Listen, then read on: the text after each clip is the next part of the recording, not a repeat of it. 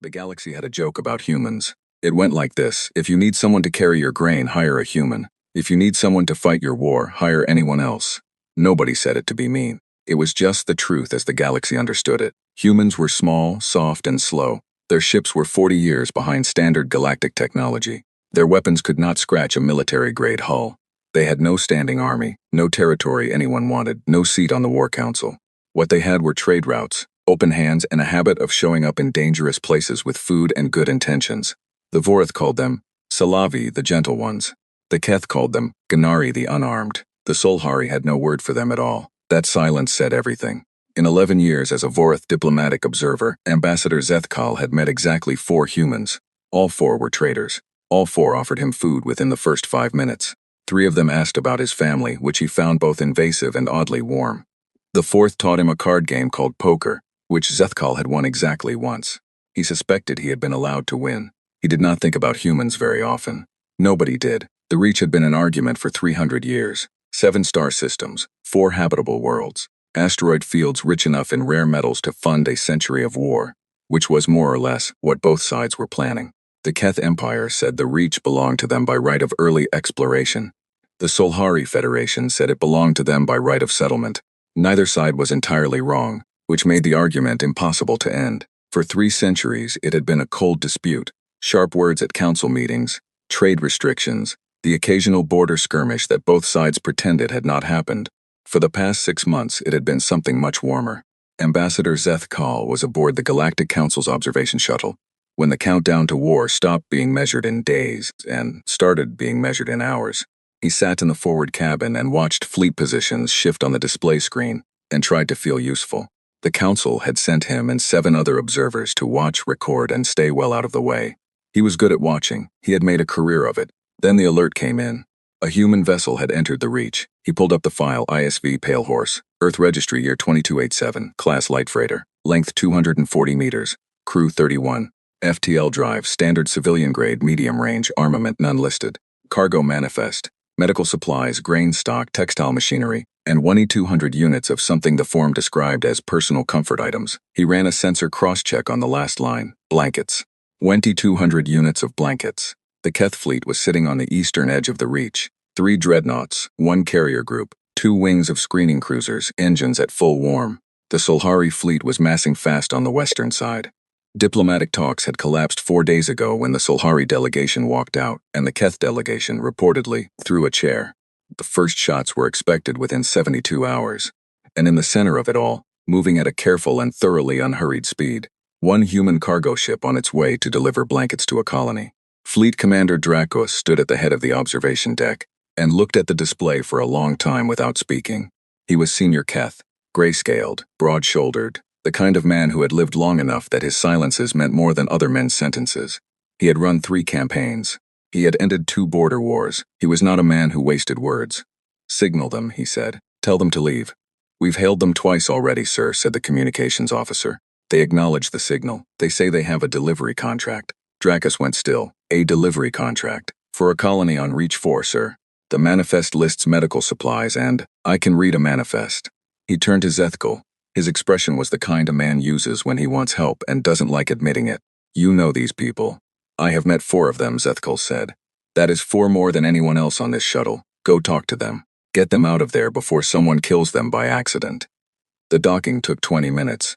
The Pale Horse ran an older collar model, not incompatible with the Council shuttle, just slow, like a handshake between people who had learned the gesture from different teachers.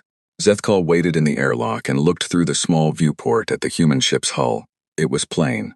Gray plating, slightly scuffed, the kind of wear that came from years of use rather than neglect. Running lights blinked on a standard cycle, steady, unhurried. Near the airlock hatch, someone had painted a horse in faded white, running, mane loose, legs stretched full. Beneath it, in small, clean block letters, is Pale Horse, Earth Registry, 2287. He had seen hundreds of ships like this in the trade lanes. Working vessels, honest ships, not beautiful, not impressive. Built to carry things from one place to another and come home again. The airlock opened. The smell hit him first. Coffee. That particular sharp, warm smell that humans carried everywhere, that seemed to come out of the walls of any ship they had lived on long enough. Beneath it, the deep metal smell of an old hull, and something else, something he couldn't name. like clean cloth and engine oil and a home someone had decided to keep. The corridor was immaculate. That stopped him for a moment. Not clean the way a ship was clean when its maintenance cycle ran on time. Clean the way a room was clean when the person living in it had chosen, on their own, to make it that way. The floor was smooth. The wall panels sat flush and straight. No grime in the corners. No loose cabling taped back with temporary fixes. Everything was in its place because someone had put it there. A woman was waiting at the end of the corridor, medium height. Dark hair pulled back tight, brown skin, brown eyes. She wore a dark uniform with no rank insignia that Zethkal could read, which could mean she was a civilian captain, or could mean something else entirely, and he found he could not tell which. Her hands were loose at her sides. She looked at him the way a person looks at something they have already thought through. "Ambassador Zethkal," she said. Her Vorith had no accent, none at all. Not the careful correct pronunciation of someone who had studied the language from recordings. Not the slight flattening that most non-Vorith speakers never quite fixed. She spoke it like someone who had grown up with it. "I'm Captain Vasquez," she said. "Come in." She took him to the wardroom. 6 chairs around a plain table. A shelf along one wall holding small objects. A framed photograph, a worn book, a small clay figure of something he didn't recognize. The coffee maker in the corner was running. She poured him a cup without asking. He had met enough humans now to understand this was hospitality, not pressure. "Your ship is in a war zone," he said. "I know." She sat across from him and wrapped her hands around her own cup. "We have a delivery contract. Your contract is not worth your lives." He had used that line before, on difficult governors and stubborn local commanders and people who had built their pride into their refusal to move. It was a simple line. It worked because it was true, and because most people, when the truth sat in front of them, found it hard to argue with. She looked at him over the rim of her cup. Nothing moved in her face. "Ambassador," she said, "how long have you been doing this job?" 11 years. "In 11 years, how many wars have you stopped?" The question sat between them. He had answers he could give. Technical answers, process answers. He had delayed 3 conflicts. He had mediated 2 trade disputes that might have become something worse. He had done his job carefully and completely and with skill. "None," he said, because she was asking for the honest number and they both knew what it was. She nodded once, not unkindly.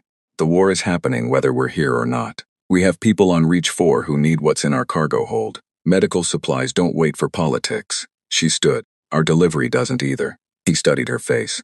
He had learned to read people across 11 years of this work. Had learned the tight lines of someone hiding fear, the careful eyes of someone managing a secret, the small delays in speech that meant a person was choosing their words instead of just saying them. Vasquez had none of that. She was not performing calm. She simply was calm the way a mountain is calm. Not because nothing could touch it, because it had already decided what it was. "Captain," he said, "I am trying to help you." "I know you are," she said, and she sounded like she meant it. "You should get back to your shuttle, Ambassador. Today is a bad day to be curious." She walked him to the airlock. She waited while the collar disengaged. She gave him a small nod as the airlock sealed. He went back to the shuttle. He reported to Dracus. The human ship had refused to move, had a delivery contract, had a captain who spoke Vorith without an accent, and looked at a coming war the way most people looked at bad weather. Dracus stared at the display for a long time. The pale horse beacon sat in the center of the Reach, steady and patient. "What does it take," he said slowly, "to make a human leave?" Nobody on the bridge had an answer. Zethkal did not answer either. He was thinking about the corridor, the deliberate cleanliness of it, the coffee smell baked into the walls of a ship that was clearly old but clearly loved. He was thinking about a woman who had learned Vorith well enough to have no accent and had never thought to mention it. He was thinking about the way she had said, "Today is a bad day to be curious." Not like a threat, not like a warning about the fleets. Like she was holding a door open for him and suggesting gently that he walk through it before it closed. He pushed the thoughts aside. She was a cargo captain, 31 crew, blankets and medical supplies. He had overthought stranger things and been wrong before. The Keth moved 14 hours early. Zethkal was asleep when the alarm went off. He reached the observation deck, still pulling on his jacket, and the display was already burning with fleet signatures. The Keth had jumped in without warning. 3 dreadnoughts, a carrier, screening wings moving fast into position. The Solhari were responding on the western edge, forming up.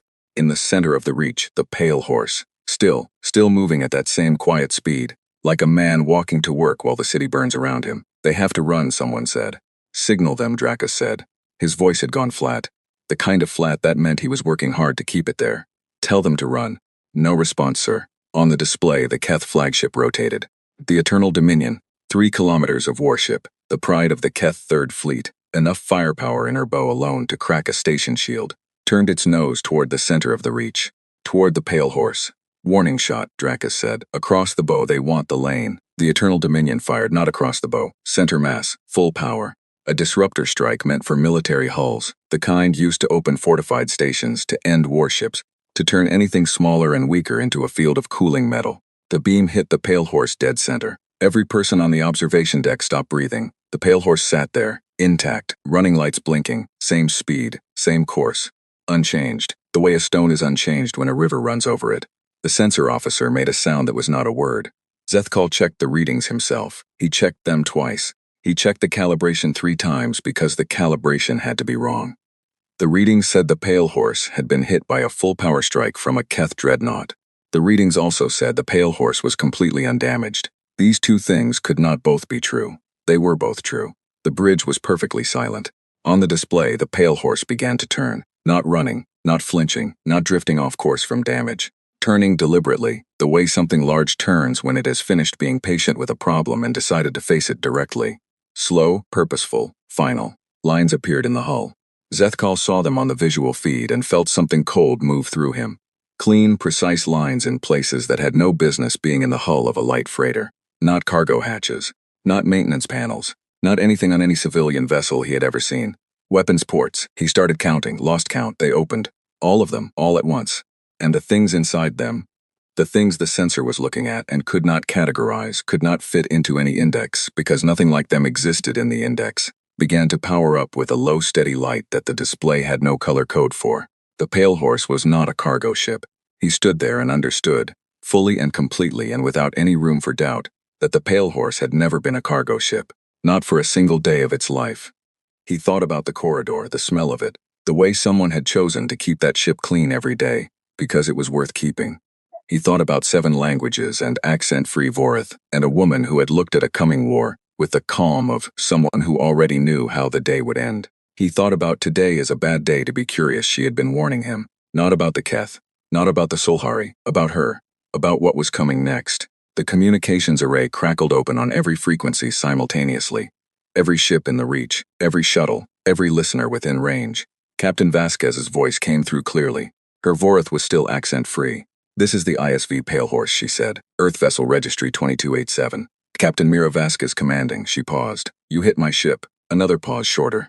"I'd like to talk about that." The reach went very quiet. Both fleets sat still.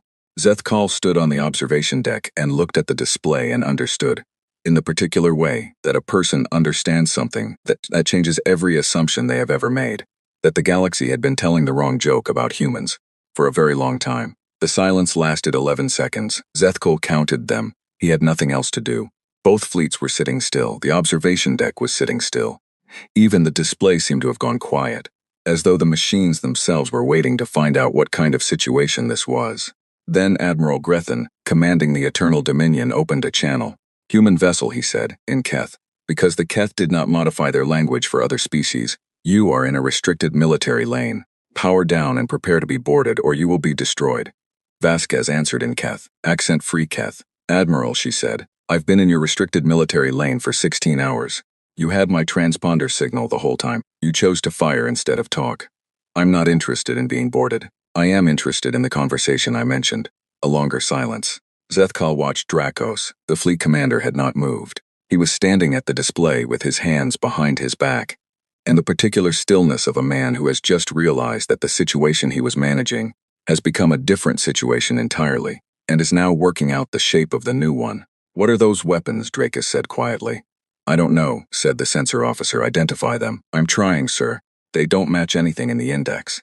They don't match anything in the military index, or the civilian index, or any index, sir. I've run it 4 times. The energy signature is consistent with directed kinetic delivery, but the power output is," he stopped, "is what? Is more than this ship should be able to generate, sir. By a significant margin." Dracus looked at the display. At the small gray ship with its open weapons ports and its steady running lights and its coffee maker that was probably still on. "How significant," he said. The sensor officer said the number. Dracus went very still. On the Eternal Dominion, Admiral Grethen was having a similar conversation with his own sensor team. He was not a man who frightened easily. He had commanded the Keth Third Fleet for 9 years. He had fought 2 real wars and a dozen border conflicts. He had stood on the bridge of the Eternal Dominion while a Solhari cruiser tried to ram his ship, and he had not moved. He was moving now. Not quickly. Just to the sensor console, to look at the numbers himself. Because the numbers his officer had just read to him were numbers that could not be correct. He looked at them. He looked at his officer. "Run it again," he said. "I've run it 6 times, Admiral." He looked at the numbers again. The output. The signature. The structural readings coming off a ship that his weapons had just hit with everything the Eternal Dominion had. A shot that would have broken a cruiser in half and sent a destroyer into atoms. And which showed no damage. No trace of damage. Not even thermal scarring on the hull plating. He pulled up the entry for the ISV Pale Horse in the Galactic Ship Registry. Light freighter, 240 meters, civilian grade, crew of 31. He looked at what was on the display. "That is not a light freighter," he said. His communications officer turned from his station. "Admiral, the human captain is still on the open channel. She's asking if you want to speak." Grethen straightened. "Patch her through," he said. Vasquez's voice was easy. Not relaxed the way someone is relaxed when nothing is happening. Relax the way someone is relaxed when they have been through the hard part already. And what remains is just talking. "Admiral," she said, "here's what I'd like. I'd like you and the Solhari fleet commander to both hold your current positions for 48 hours, while the Galactic Council mediators attempt one more round of talks. I'd like my ship to continue to reach for and complete our delivery. And I'd like an acknowledgement from your fleet that the Pale Horse will not be fired upon again." A pause. "In exchange, nothing happens today that you don't want to happen." Grethen's jaw tightened. "You are one ship. You are threatening the Keth Third Fleet." "I'm not threatening anyone," she said. "I'm describing a situation. There's a difference. Your weapons are impressive," he said. Because they were, and he had spent a career being honest about what was in front of him. "But you are still one ship against my fleet. The math does not favor you." "Admiral," Vasquez said, and something in her voice shifted, just slightly, just enough that Zethkal, listening on the observation deck, felt the hair on the back of his neck move. "I'd really encourage you not to think of this as a math problem." Silence. Then, "Why?" "Because math problems have solutions," she said. "And I'd rather this conversation didn't need one." Grethen fired, not a warning shot this time, a full broadside. Every forward battery on the Eternal Dominion, all at once. Everything the ship had in its front arc. 3 other ships in the Keth fleet joined the volley, targeting the Pale Horse from different angles. It was the kind of firepower that ended battles, that broke fleets, that turned strong military ships into nothing. The Pale Horse sat in the middle of it. It sat there the way an island sits in a storm. The weapon's fire hit and scattered, and the Pale Horse was still there. Weapons ports still open, running lights still blinking, and Zethkal's sensor officer said very quietly that the energy readings on the human ship had not changed, had not spiked, had not even flickered. It had not used its shields to absorb that. It had done something else, something the sensors could not name. "What is that?" said someone on the observation deck. Nobody answered. On the display, the Pale Horse's weapon system shifted, just slightly. The targeting arrays, because they were targeting arrays, the sensor officer confirmed it with the kind of voice a person uses when they are saying something they would prefer not to say, rotated. A small adjustment. The kind of adjustment a marksman makes when they stop looking at the crowd and pick one face. They were pointing at the Eternal Dominion. Only the Eternal Dominion. The open channel crackled. "Admiral," Vasquez said. "Last chance." Zethkal was watching the secondary display when he saw it. He almost missed it. The main display was full of the standoff, the 2 fleets, the single human ship, the targeting readings that made no sense. It was the secondary display, running a background routine that tracked all registered vessels in the sector, that caught his eye. Transponder signals. There were 18 human vessels currently registered in the Reach and surrounding systems. Standard cargo ships. He had checked them all when he first came on shift, as part of his situation survey. 18 ships, routine signals, scattered across the sector on their various trade routes. As he watched, one of them went dark. The transponder signal simply stopped. Not a malfunction indicator, not a distress code, just off. One moment broadcasting, the next, nothing. He stared at the blank space on the display where the signal had been. Another one went dark, then another. He watched, he counted. One by one, the human cargo ships in the surrounding sector were turning off their transponders. Not in a panic, not in response to any signal he could see. In sequence, unhurried, like lights being switched off in a house at the end of the night. 4 dark, 5, 6. "Commander," he said. Dracus did not look away from the main display. "Commander." Zethkal's voice came out different from how he intended it. Not loud, very steady. "You need to look at the secondary screen." Dracus looked. He watched the signals go dark. 7, 8, 9. What is this? He said. I don't know, Zethkal said. But I think, he stopped. Say it. I think they're not cargo ships either. Drakus turned to look at him, not with anger, with the particular expression of a man who has just heard a thing he has known, on some level, for several minutes, spoken out loud for the first time. 11. 12. 13. Get me a reading on the last known positions of those vessels, Drakus said. His voice was completely controlled. Now, all of them. The sensor officer worked. The positions appeared on the display, one by one, as the transponders continued to go dark. Zethkal looked at the pattern. Every dark ship was in the reach, or on the edge of it, or in the 3 systems immediately adjacent. They were not scattered randomly across trade routes. They were placed, 14, 15, 16. Placed the way pieces are placed on a game board by someone who has been thinking about the endgame since before the game began. They're surrounding us, said the sensor officer very quietly. Not just the Keth fleet, both fleets. 17. The last transponder, a ship called the ISV Prairie Wind, registered to a trading company out of a human station called Port Morrow, went dark. 18 ships, positions forming a rough perimeter around the entire contested zone, including both the Keth and Solhari fleet positions. All dark, all silent, all. If the sensor readings on the Pale Horse were any guide, carrying weapons that did not appear in any index and shielding, that did not respond to a full military broadside. The main display crackled. Vasquez's voice. Admiral Grethen, she said, still easy, still unhurried. Commander Veth of the Solhari fleet, I know you've been listening. Ambassador Zethkal, I know you're on the council shuttle. A brief pause. You've probably noticed that some of our friends have arrived. Zethkal found that he was holding the edge of the console. What I'd like, she said, is exactly the same thing I asked for before. 48 hours. A council mediation window. And a promise that my ship gets to finish its delivery. She paused. The terms haven't changed. They won't change. And I think everyone in this sector now has enough information to make a good decision. Silence on the bridge. Outside in the reach, 18 human ships sat dark and still, carrying whatever they were carrying, being whatever they actually were. Drakus looked at the display for a long time. Then he looked at Zethkal. 11 years, he said. You met 4 of them. Yes, Zethkal said. Did any of them give you any indication? No, Zethkal said. Drakus turned back to the display. No, he said, almost to himself, like he was confirming something he had suspected for several minutes. No, I don't suppose they would. He straightened. He looked at the communications officer. Open a channel to Captain Vasquez, he said. Galactic Council frequency. The officer opened it. Drakus stood with his hands behind his back and his chin up. The way he stood when he was doing something that cost him something, and he said, Captain Vasquez, this is Fleet Commander Drakus, Galactic Council observation mission. We accept the 48-hour mediation window. A pause from Vasquez. Thank you, Commander. I have a question, Drakus said. Go ahead. How long have you been planning this? The channel was quiet for a moment. When Vasquez answered, her voice was the same easy thing it had always been. No pride in it, no satisfaction. Just the voice of someone answering a direct question with a direct answer. A while, she said. How long is a while? Commander, she said, and there might have been, just barely, the edge of a smile somewhere in it. That's a question for the meeting. The channel closed. Zethkal stood on the observation deck and looked at the display, and thought about 11 years of diplomatic work and 4 humans and a card game he had been allowed to win. And he understood that he had been operating, for his entire career, inside a situation he had completely failed to see. He thought about the clean corridor. He thought about the coffee. He thought about, today's a bad day to be curious. He had taken the warning. He had gone back to his shuttle. He had done the safe thing.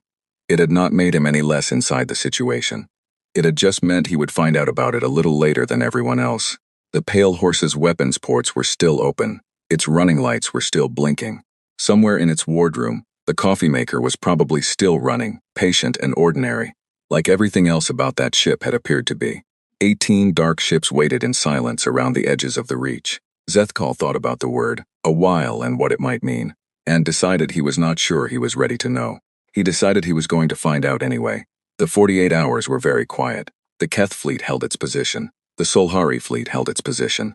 The 18 dark ships held theirs, sitting silent at the edges of the reach. No transponders, no active weapon signatures, just mass readings on the sensor display that the officers kept going back to check, as if hoping the numbers had changed.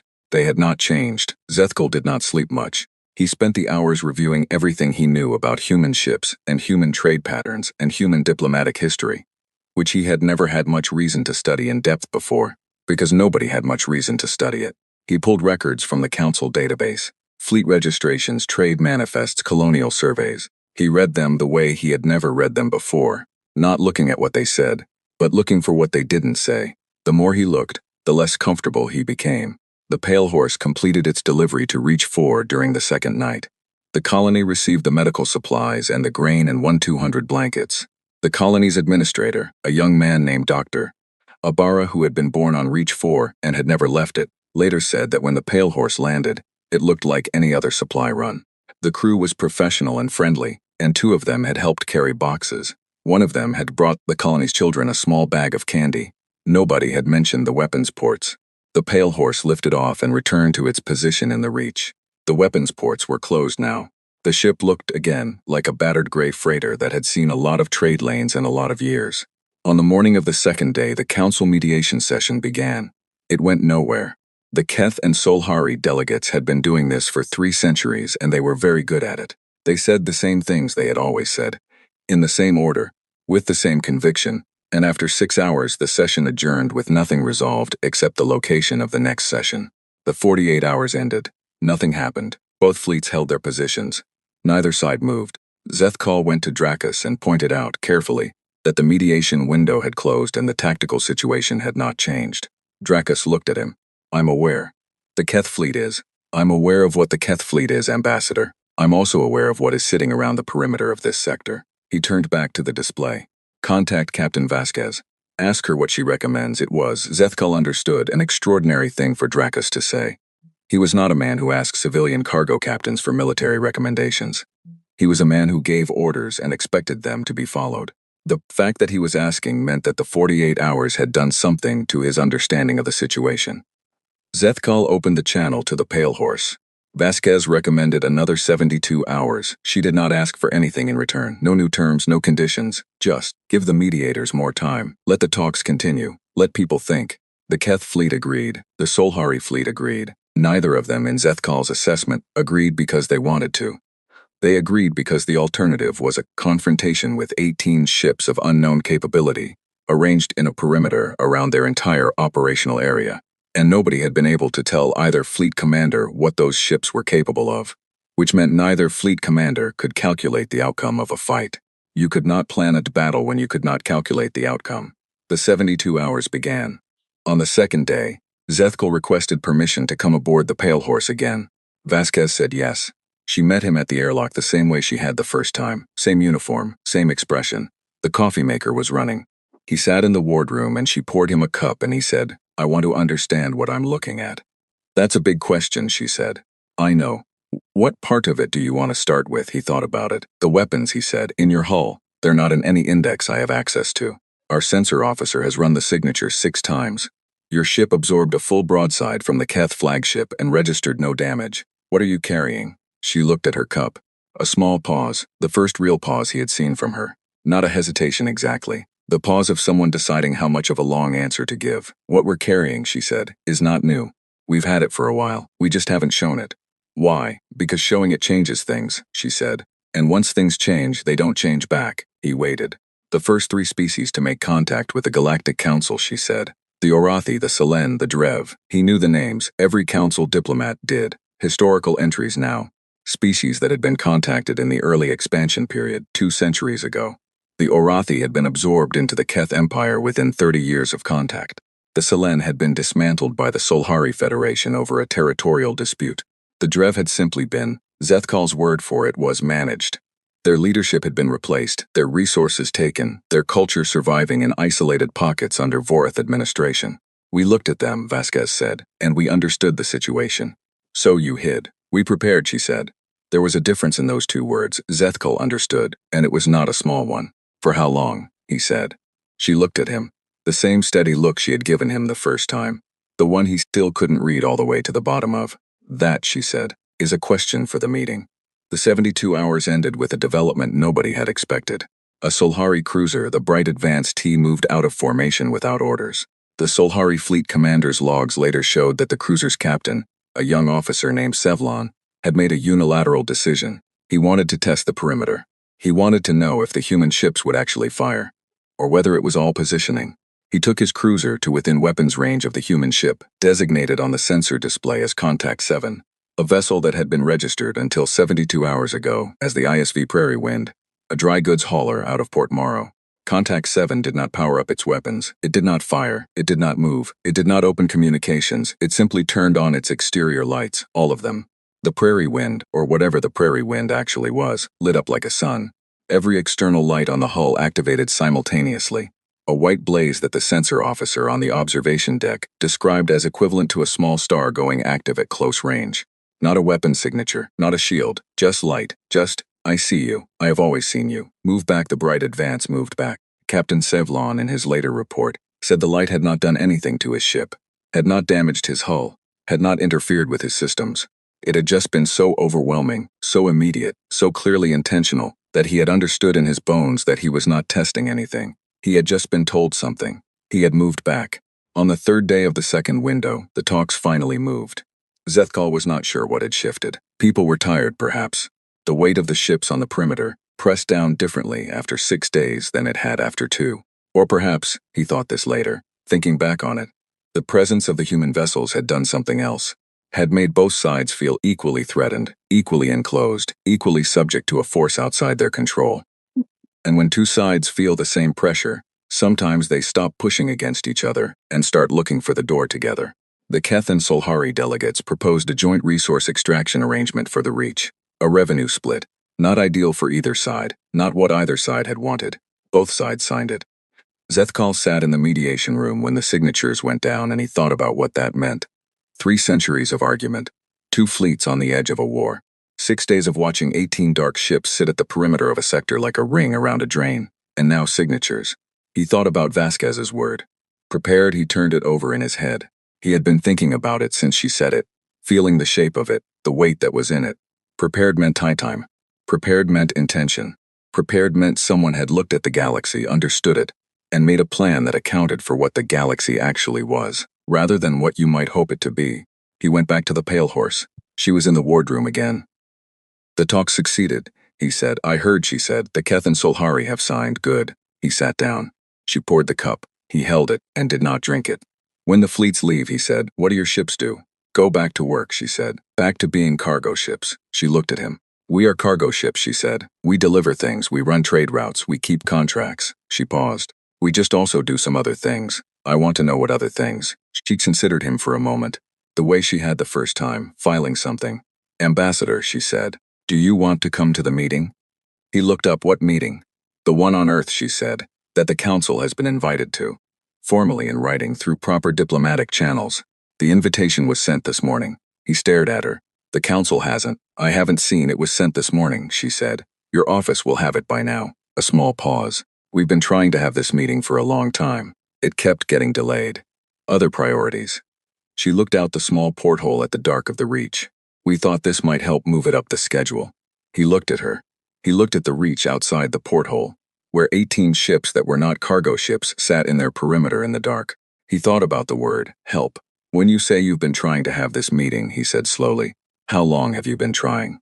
She picked up her cup. That, she said, is actually part of the meeting agenda. The Keth fleet left the Reach on the 4th day. The Solhari fleet left on the 5th. The mediation observers packed up and prepared to return to Council headquarters. Zethkal stood on the observation deck as the shuttle prepared to undock from the Pale Horse.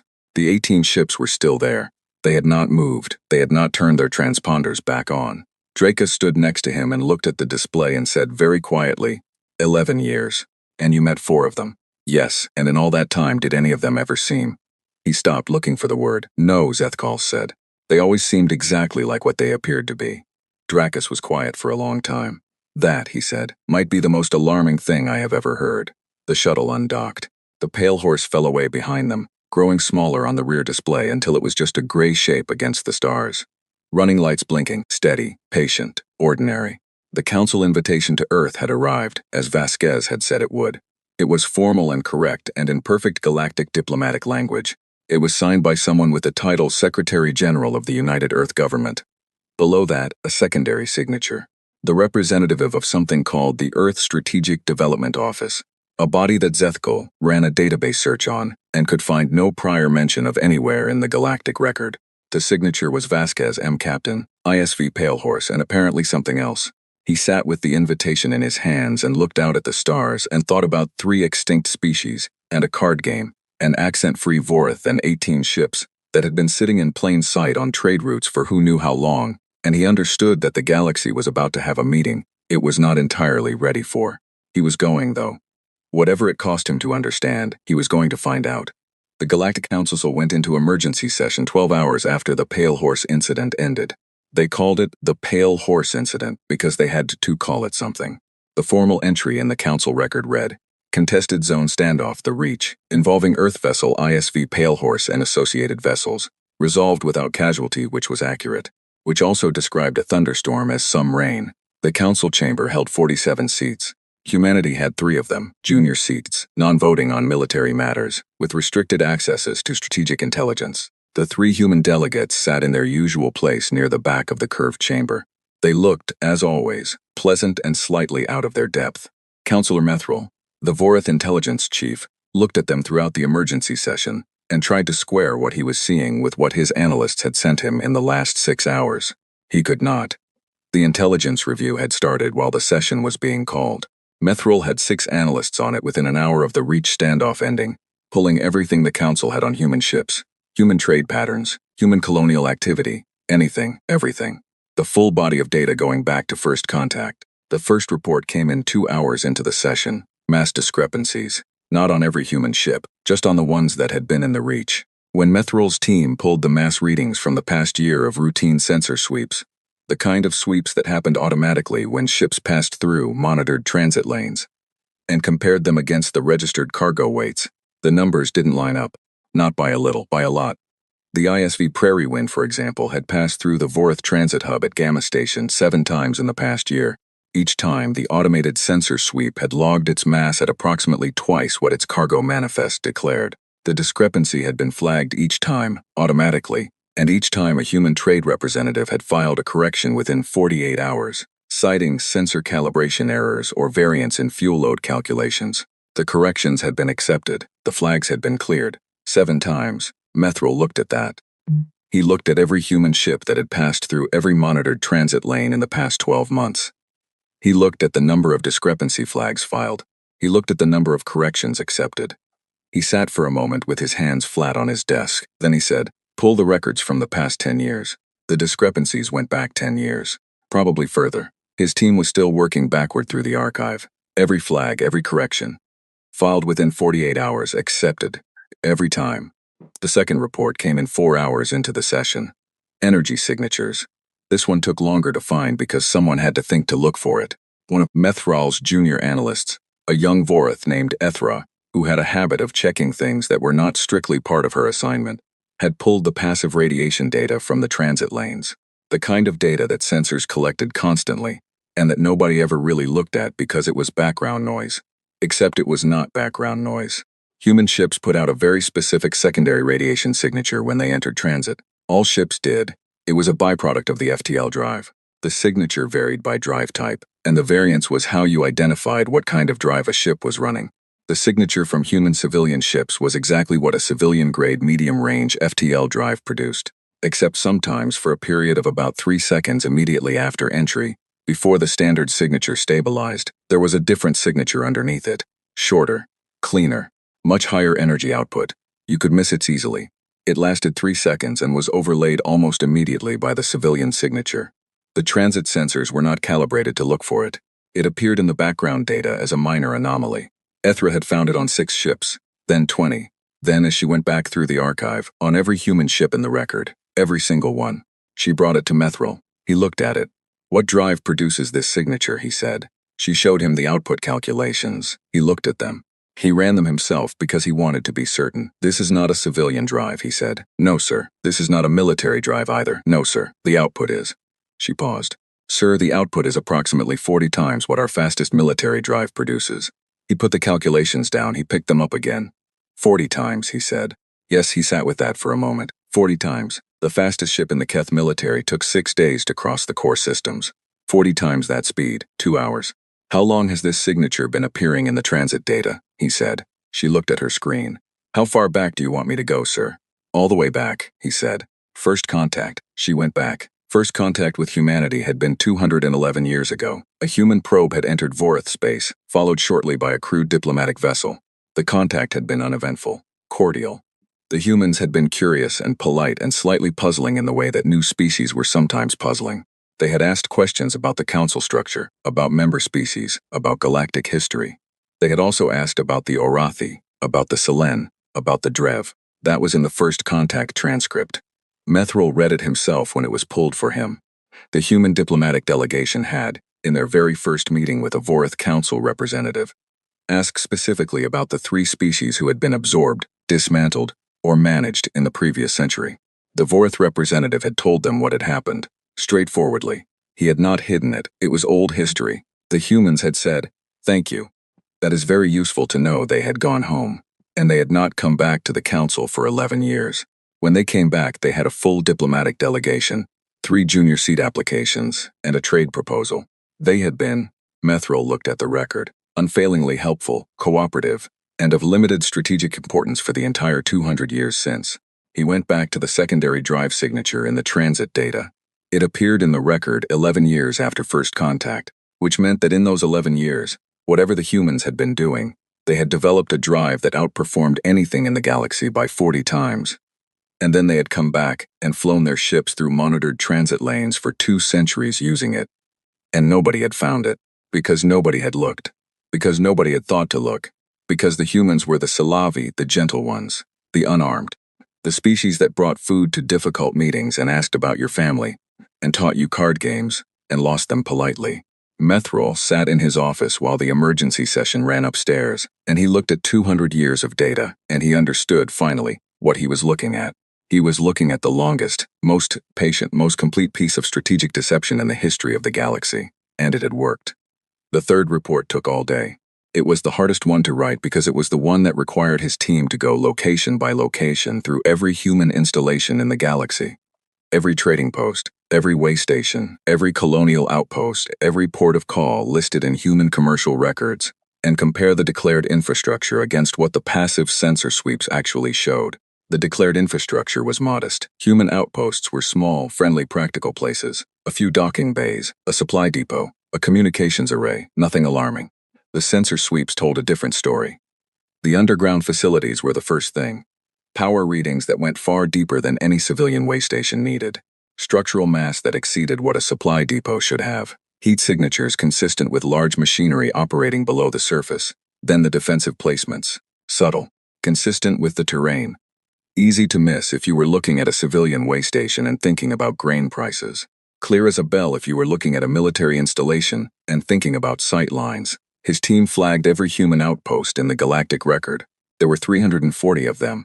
All 340 showed discrepancies.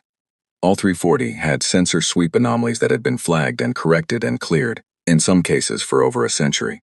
Methril looked at the map of the galaxy with 340 flag points on it, and he saw the pattern and he understood what he was seeing. Routes. Every major transit corridor in the core systems had at least 2 human outposts on it. Every major junction had 3 or 4. The outer systems, the new territories, the contested zones, the resource-rich edges of explored space, were threaded with human waypoints like stitching in cloth. It was not a trade network. It was a patrol grid. It covered the entire explored galaxy. It had been in place, built piece by piece over 2 centuries, and nobody had seen it because they had been looking at the labels and not at the map. He sent for the council's strategic planning chief, and when that person arrived, he showed her the map, and she stood looking at it for a very long time without speaking. "They're everywhere," she said. "Yes, they're in every transit corridor, every major junction. Yes, she stopped. "Yes," Methril said. She looked at him. "How long?" "Based on the construction timelines we can reconstruct. About 190 years. They've been building this for 190 years." She sat down. "And we never, no. Not once. The flags were always cleared," he said. "The corrections were always timely and technically accurate, and completely reasonable. We were not looking for a pattern. We had no reason to look for a pattern. They were the Celavi, they brought food." She sat with her hands in her lap and looked at the map. "What do they want?" she said. Methril thought about the invitation that had been sent to the council from Earth. Formal. Correct. Signed by a Secretary General and a name he now knew in a different context. "They want a meeting," he said. "They've wanted one for a long time, apparently. We kept putting it off. Because they weren't important. Because we thought they weren't important," he said. which is not the same thing. She looked at the map again, 340 points. Every corridor, every junction, 2 centuries of patient, invisible work. Are they a threat? She said. Methrol thought about the pale horse absorbing a full broadside and not flinching. He thought about 18 ships, lighting up a perimeter without a single weapons port opening. He thought about a war that had been about to start and had instead ended with signatures, and about the particular kind of pressure that had made 2 sides do something they had refused to do for 300 years. I don't know, he said. But I don't think we're in a position to find out. He paused. I think we should go to the meeting. Zethkal received the council briefing on the shuttle back to headquarters. He read it from beginning to end. Then he read it again. He sat with it for a long time, looking out the viewport at the transit lane, at the stars moving past, at the completely ordinary-looking ships sharing the lane with them. A Keth freighter, a Solhari passenger liner. 2 ships he now looked at differently, checking their registry. One of them was human, ISV Morning Field registered to a trading company, cargo manifest, machine parts, seed stock, dried goods. He watched it for a long time. It moved at the same polite speed the pale horse had moved at, running lights blinking on their standard cycle. Scuffed hull, modest, unremarkable. He thought about what was probably underneath that hull.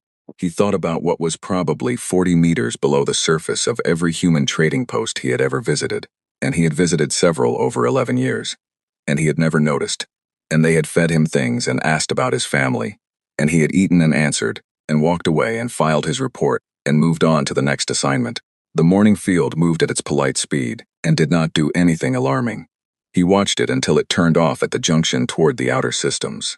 He pulled out his meeting request, and filed his attendance confirmation for the Earth Summit. Then he sat back and looked at the stars, and thought about a card game and a corridor that was cleaner than it needed to be, and a woman who had spoken 7 languages without ever mentioning it. He thought about prepared. He thought about what that word actually held in it. 200 years of holding a hand without showing it. 200 years of being present everywhere. In every corridor, at every junction. Carrying things, delivering things, smiling and asking about families, and being useful and quiet, and not worth thinking about very much. 200 years of waiting for the moment when showing the hand was necessary. The moment had come. The galaxy had looked. And now it knew. The galaxy knew, and the meeting was tomorrow. Earth was blue. Zethkal had seen images, every diplomat had. It was in the standard council briefing on human territories. One image, the planet from orbit, included mostly because it was distinctive enough to be useful for identification. Blue oceans, white cloud cover, green and brown land masses, a habitable world, medium class, nothing exceptional. The images had not done it justice. He stood at the viewport as the shuttle made its approach and looked at the planet and tried to find a word for what it looked like and couldn't. Alive, maybe. More alive than a word could hold. Cloud edge patterns moved while he watched. The light off the ocean surface shifted. It looked like something that was breathing. The council delegation was 23 people. Every major species had sent a representative. The Keth had sent Admiral Dracus, which surprised some people and did not surprise Zethkal. Dracus was the kind of man who, when he realized he had made an error in judgment, corrected toward the truth as fast as he could get there. He wanted to understand what he was dealing with. He was here to understand it. The Solhari delegate had spent most of the transit in her cabin. The Vorath had sent Zethkal, at his own request, which had been approved with a speed that suggested his superiors were relieved to send someone who had actually met humans before. Even if only 4 of them. Even if his interactions with those 4 had clearly not told him what he should have known. The meeting facility was called Geneva. It was a city on a continent called Europe, on the northern hemisphere, at the edge of a mountain range. Zethkal had read about it on the way down. Geneva was the traditional place for important talks on Earth. It had been used for centuries. There was something in that. The humans keeping a place specifically for difficult conversations, returning to it, generation after generation, the way you return to the same room when you need to say something hard. The building they were taken to was old by human standards. Stone, high ceilings, tall windows overlooking a lake. The delegation was shown to a long room with a long table, water pitchers, coffee, small plates of food, of course. Zethkal sat down and poured himself a coffee without being asked, and Dracus looked at him. And Zethkal said, "When in Rome," which was a human phrase he had picked up somewhere, and which Dracus did not understand, and which Zethkal explained as, "Follow the local practice." Dracus considered this and poured himself a coffee too. The human delegation came in. Secretary General Hale led them. A tall man, older, with gray at his temples, and the careful posture of someone who had held authority for long enough that it had become part of how he stood. Behind him, a group of perhaps 15 people in various configurations of formal and practical dress. At the end of the line, Vasquez, still the same dark uniform, hair pulled back, brown eyes doing their quiet work. She found Zethkal's eye, gave him a small nod. He returned it. Hale took his seat at the head of the table. He looked at the council delegation. He did not perform warmth, not exactly. He was not cold. He was simply present, in the same solid way that Vasquez was present, taking in the room, ready to work. "Thank you for coming," he said in standard Galactic, which was accent-free. Of course, the first hour was formalities. Hale worked through them without cutting corners. He acknowledged the council's seniority in galactic affairs. He referenced the history of human membership. He expressed appreciation for the emergency mediation window in the Reach. He was correct in every particular. Then he said, "We'd like to talk about what comes next." He placed a document on the table. It was replicated in front of each delegation member, a thin physical printout as well as a display file. "These are the proposed terms of a new framework agreement between Earth and the Galactic Council," Hale said. "They are complete as written. They are not an opening offer. They are the terms we are proposing." Zethkal read them. They were not complicated. There were 7 points. Point 1. Humanity would maintain its patrol routes, the 340 outposts, the corridor coverage, the perimeter capability, and would operate them in formal recognition as a Council-affiliated security force. No longer hidden, no longer filed as trading posts, called what they were. Point 2. No war between any two Council member species would be permitted to begin within any transit corridor covered by Earth's patrol routes without Earth's acknowledgement. Not prohibition, acknowledgement. Earth was not asking to approve wars. It was asking to be told about them first. Point 3. The 3 species, the Orathi, the Selen, the Drev, were to be discussed. Zethkal stopped on point 3. He looked up. He looked at Vasquez. She was watching the table. Her expression was the same as always. But there was something underneath it. Something that was not quite readable.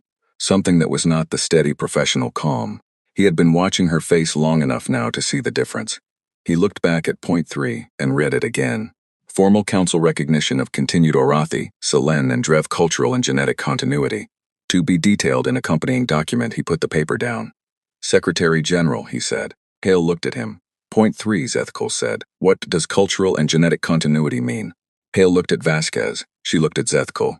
"When the Orathi situation became clear," she said, 211 years ago, "we were new to the galaxy. We had one diplomatic vessel. We had no leverage and no allies and no realistic ability to intervene in what was happening." She paused. "What we could do was ask questions, learn names, find the people who were being displaced before they were fully displaced." Another pause. "Offer them somewhere to go." The room was quiet. "Over the following decades," Vasquez said, "we did the same for the Selen. And what remained of the Drev?" She looked at the table. "We have approximately 40,000 Orathi living on 3 Earth colonial stations. About 12,000 Selen. The Drev community is smaller, around 4,000, but they have maintained their cultural archives in full." Dracus, across the table, had gone very still. The Keth Empire had absorbed the Orathi, had absorbed them so completely that the galaxy considered the Orathi extinct. A historical entry. A cautionary tale, or not even that. Just a fact, old and settled, the way geological facts were settled. 40,000 of them were living on human stations. They had been living there for decades. Possibly longer. Dracus, his voice was completely controlled. "No," Vasquez said. "For decades, you said nothing." "We said nothing," she agreed. "Why?" he said. She looked at him directly. "Because the moment we said something, they were a diplomatic issue. They were leverage, or a grievance, or a claim. People with power in the galaxy would start having opinions about them." She paused. "We wanted them to be safe first. We wanted them to be established, housed, stable, before they became a conversation." She looked at the table. "They're ready to be a conversation now." Dracus sat with that for a long moment. He picked up the document. He read it again slowly. Point 4. Access and technology exchange to be negotiated on a case-by-case basis. Humanity was not offering its full capabilities to the Council wholesale. It was offering to sit at the table and talk about them. Point 5. The 3 council seats held by humanity were to be reclassified to full voting status, with Security Council participation. Point 6. A joint galactic stability framework, with humanity and the Council as co-architects, to replace the current arrangement where the larger powers effectively set the terms for everyone else, including the smaller species that no one much thought about, who showed up at council meetings with limited votes and brought food and asked about your family. Point 7 was short. "These terms are offered in good faith. They are the terms we wanted to discuss at the meeting we have been trying to arrange for 40 years. We hope this framework represents the beginning of a productive working relationship. We would very much like to stop hiding things. It is frankly a great deal of work. Zethkal read point 7 twice. Despite everything, despite the weight of the last week sitting in the room with him, despite 200 years of quiet deception being laid out on a table in a building by a lake in a mountain city on a blue planet, despite all of it, he felt something that was not quite a laugh but was in that direction. A great deal of work. He looked at Vasquez. She was looking at the document, but the corner of her mouth was doing something. The negotiations took 2 weeks. Not over the major points. Those held as Hale had said they would. The framework language, the specific definitions, the protocols for the patrol route transition, the formal recognition process for the Orathi and Selene and Drev communities. Those took time to work through correctly. The council delegation had questions. Hale's team answered them. Questions were answered with data, with documentation, with the kind of detail that had clearly been prepared long in advance. Very long in advance. Draca spent 3 hours with the Keth military history section of the discussion and came out of it looking the way a man looks when something he has been angry about has quietly become something he understands. Not forgiven, understood. He requested a separate session to discuss Orathi community representation. That session ran 6 hours. He came out of it looking different. The Solhari delegate stopped spending evenings in her cabin. On the 9th day, Zethkal took a break from the sessions and walked along the lake. The day was cold and clear. The mountains were white at the top. The water was very still. Vasquez found him there around midday. She was not in the formal sessions. She had attended the first 2 days and then stepped back, her piece said. She was walking with her hands in her jacket pockets, looking at the water. They walked for a while without talking, which Zethkal had come to understand was a thing humans were comfortable with. I want to ask you something, he said. Go ahead. The pale horse, he said. In the reach. When the Keth fired on you, yes, you knew they would. I thought they might, she said. The Keth default to force when they're uncertain. It was the most likely outcome, and you put yourself in that position on purpose. She looked at the water. We needed a moment that was unambiguous, she said. Something that the council would have to respond to. That both fleets would have to respond to. The talks had been stalling. The meeting kept getting rescheduled. She paused. We needed everyone looking at the same thing at the same time. You used your ship as a demonstration, he said. I used my ship as an argument, she said. There's a difference. He thought about that. The delivery, he said. The blankets. The medical supplies. Was that real? Of course it was real, she said, and she sounded slightly offended, which was the most unguarded he had seen her. The colony needed supplies. We had a contract. A pause. We do actually run trade routes. We actually deliver things. The patrol function and the cargo function run together. They always have. He looked at her. Because if we only patrolled, she said, we would have been noticed eventually. But if we also did the actual work, the carrying, the delivering, the being useful, then we were just part of the background. Part of how the galaxy runs. She paused. Which is what we wanted to be. Not hiding. Just not, announced. They stood by the lake. Ambassador, she said. Can I ask you something? Yes. When you came to the Pale Horse the first time, she said, and I told you to go back to your shuttle. Yes. Why did you come back? She looked at him sideways. Not accusatory, genuinely curious. After the reach. To ask questions. Then the request to attend the summit. You pushed for it. Why? He thought about it. He thought about the clean corridor and the coffee. And the word prepared. And the way she had looked at him over the cup, with an expression he still couldn't entirely read. Because I made a mistake, he said. I had 11 years of practice and I missed what was in front of me completely. I want to understand why. She nodded. And, she said. He looked at the mountains. And, he said, because you warned me, when you didn't have to. You held the door open and waited for me to walk through it. He paused. That told me something about what you were doing. About what kind of presence you intended to be. She was quiet for a moment. What did it tell you? She said. That you were not trying to win, he said. That you were trying to change something. That's a different project. She looked at the water. Yes, she said. It is. The framework was signed on the 14th day. All 23 council delegates signed. The Secretary General signed. Vasquez signed as a secondary witness, in her capacity as Director of the Earth Strategic Development Office, a title that had now been formally entered into the Galactic Diplomatic Record, 211 years after the office was created. The news went out across the galaxy on every channel simultaneously. The reactions varied. Some council species panicked, which was predictable. Some expressed outrage at being deceived, which was understandable. Some smaller species, the ones with limited seats and limited votes, and a long history of being managed by larger powers, received the news quietly and said very little publicly, which Zethkal thought was worth paying attention to. He had a feeling that many of them had known something was different about the humans, had felt it, in the way that smaller things feel the presence of a larger thing, without being able to name it, and had perhaps been quietly, cautiously glad of it. The Arathi community statement was released the same day as the signing. 40,000 people, living on stations they had built over decades with human assistance, speaking their own language, practicing their own traditions. The statement said they were ready to engage with the Galactic Council, on terms of their choosing, in their own time, with full legal standing under the new framework. The Selene statement came 3 days later. The Drev statement came a week after that. The galaxy had not expected any of them. It did not quite know what to do with them. It was going to have to figure it out, which was, Zethkal supposed, the point. On his last night on Earth, Zethkal sat in the wardroom of the Pale Horse. The ship had been brought down to the Geneva airfield for the final sessions. It sat on the tarmac looking exactly as it always had, battered gray hull, faded white horse on the side, running lights blinking steadily. The coffee maker was running. "Tell me something," he said. Vasquez sat across from him with her hands around her cup. "Ask," she said. "When did you know you had won?" She looked at the table. A long pause, the same pause she had the first time, the one that meant she was deciding how much of the answer to give. "We never thought of it as winning," she said. "Then what?" "Not losing," she said. "There's a difference. Winning means the other side loses something. That's not what we were trying to do." She looked at her cup. "We watched 3 species get dismantled or absorbed or managed, and we understood that the galaxy had a pattern. And we understood that the pattern would eventually reach us. Because that's what patterns do." She paused. "So we changed the conditions. We didn't try to beat the pattern. We tried to make the pattern stop working." Zethkal thought about that. "The 340 outposts," he said.